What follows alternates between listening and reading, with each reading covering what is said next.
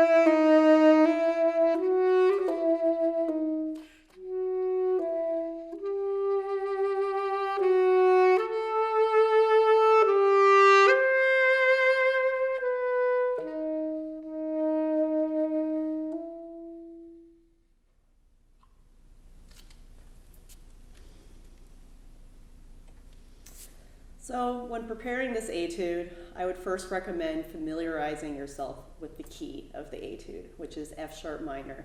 This is the relative minor to A major. So if you haven't played in this key very much, I would recommend playing the scale a few times, getting the sound in your head.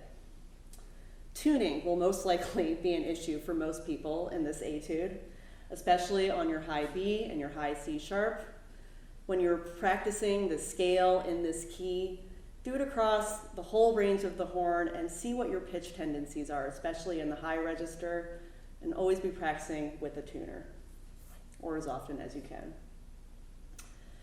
There are a few instances in here of a dotted eighth note followed by two 32nd notes, and also some dotted eighth 16th notes in here. Make sure that you are subdividing the dotted eighth note exactly so this rhythm is subdivided correctly. For example, dee dee dee do dee dee dee do da, dee da dee do da, or da da da da da, which would be subdivided dun dun dun da da dun dun. So if you're always thinking of this subdivision, that rhythm will be played correctly. And also, there's one instance of this rhythm having a trill over it. This is in the third bar. Practice this passage first without the trill, and when you add the trill back in, make sure that it is in time. When it comes to trills, and I know there's only one in here, but when it comes to trills in a lyrical etude like this, it's not only important to make sure that the trill is in time, but also that it's in style, making sure that it sounds graceful and not rushed. The point is not to see how many trills you can fit into one part of the beat, but rather to see how in context and in style you can make it. Lastly, try to think about blowing through the lines with continuous, gentle, uninterrupted air in order to achieve these lyrical legato lines.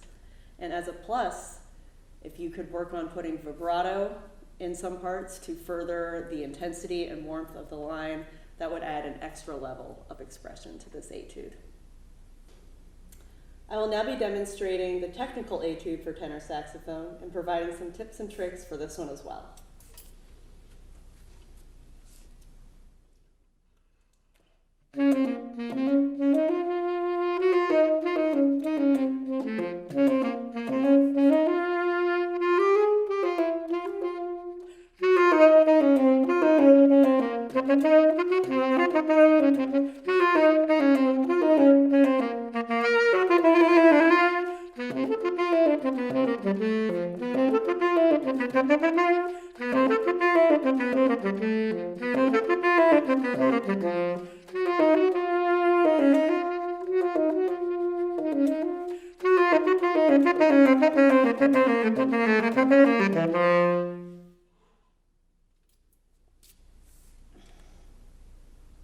So, when preparing this etude, again, I think it's a good idea to familiarize yourself with the key of the etude, which is C minor.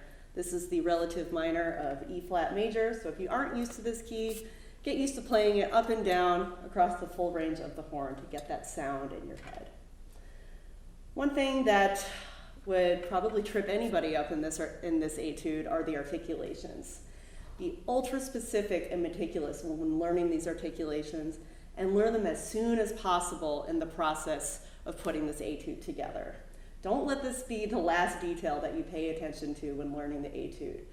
Go slow enough from the very beginning in order to make sense of these articulations and how you can make them fit with the inflection and style of the music.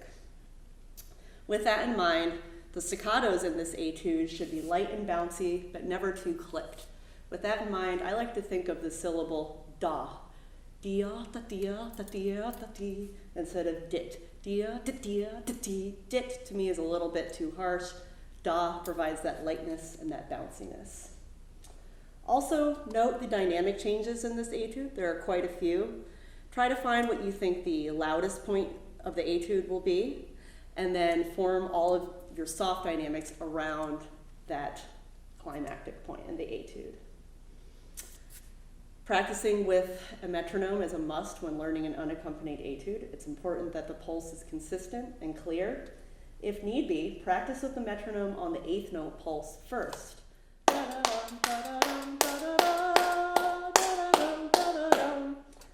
This will help you achieve exact subdivisions, especially with regards to ties. And then when you are ready, you can switch the metronome over to the quarter note. This is once you've established a really comfortable relationship with the subdivisions in the etude. I hope you found these tips and tricks helpful. Happy practicing and good luck.